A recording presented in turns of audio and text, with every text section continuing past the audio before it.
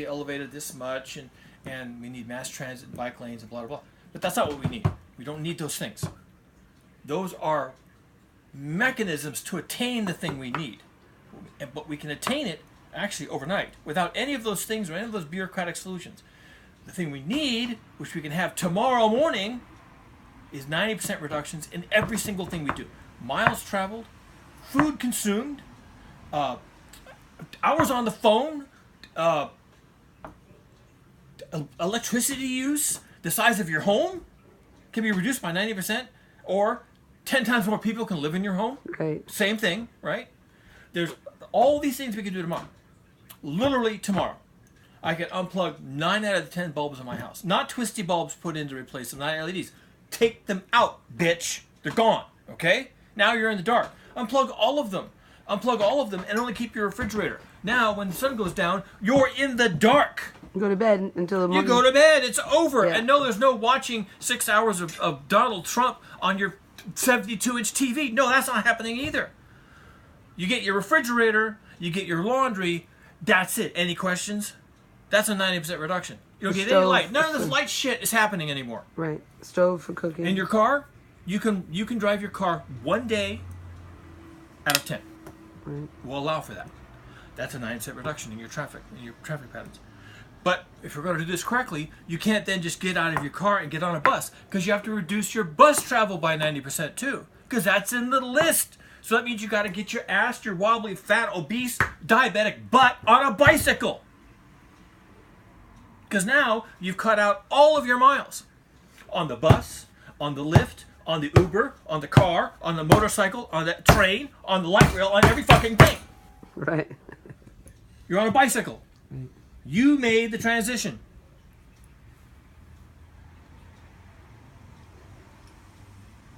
Except we're not going to allow you to buy a new bicycle, because that's consumption patterns from China. No, you can't do that. You have to get a used bicycle. You have to find a bicycle and rebuild it. You have to do something to reduce your consumption of bicycle by 90%. And buying a whole new bicycle is 100% consumption. Go to Salvation Army and get yourself a used bike. This is what it would take. This is exactly what it would take. Nothing less. It's not, I'm going to get a Tesla. I'm going to get a Prius. I'm going to take the light rail. No, it's not. All these things have to be cut out. 90% reductions in every fucking thing you do, including, I suppose, eating. You get 1 calorie out of 10. Well, or like your carbon footprint on your food is what's important. But we don't have that.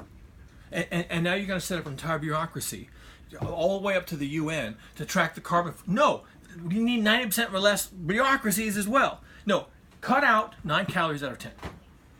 You're done. Solve that problem. Doesn't matter what the carbon footprint is, unless you grow it in your backyard. Now, if anything you grow in your backyard, you can eat as much of it as you want. Your own chickens, your own eggs, your own whatever. But all this stuff coming to Trader Joe's with all this packaging and all these miles from Ecuador and all this refrigeration, no, you don't get that shit anymore. None of that. It's out. You can grow your backyard food. You can keep chickens. You can keep a goat. You can have milk from a goat.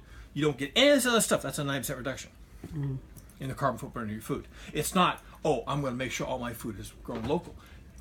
There's still a problem with that.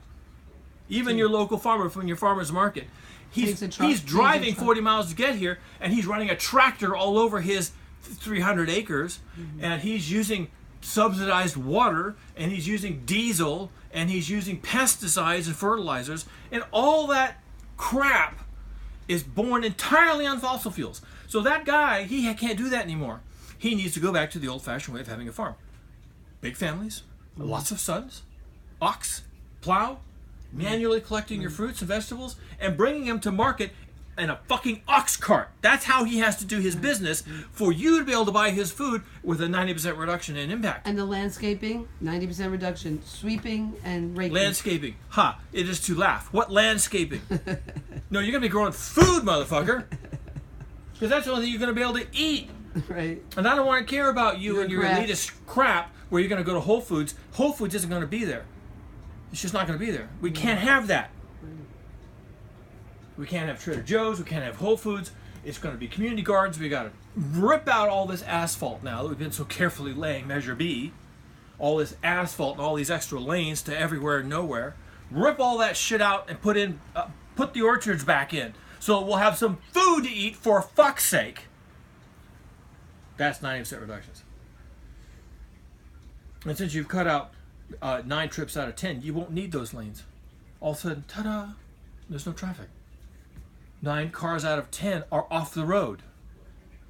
Right. And when it's sitting in your driveway 9 days out of 10, and you're paying full insurance and registration on it, you can say, I've already learned how to ride a bicycle. I've already jumped the broom on this one. I've got this piece of lead sitting here in my driveway. I still got to wash the thing and insure it. Fuck it. I'm getting rid of it. I'm going to get my money out of it. Someone else can deal with this piece of baloney. I'm not going to deal with this anymore.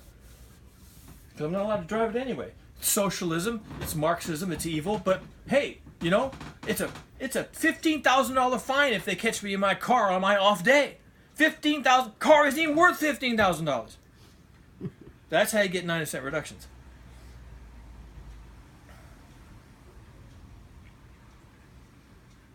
And if I keep doing it, and I keep paying the fine, because I'm Elon Musk and I've got a Tesla, throw your wobbly ass in prison. Right. Forget the fines. No. Forget the fines. You got the wrong attitude, son. We're going to send you to prison. And while you're in prison, you're going to be doing manufacturing for us.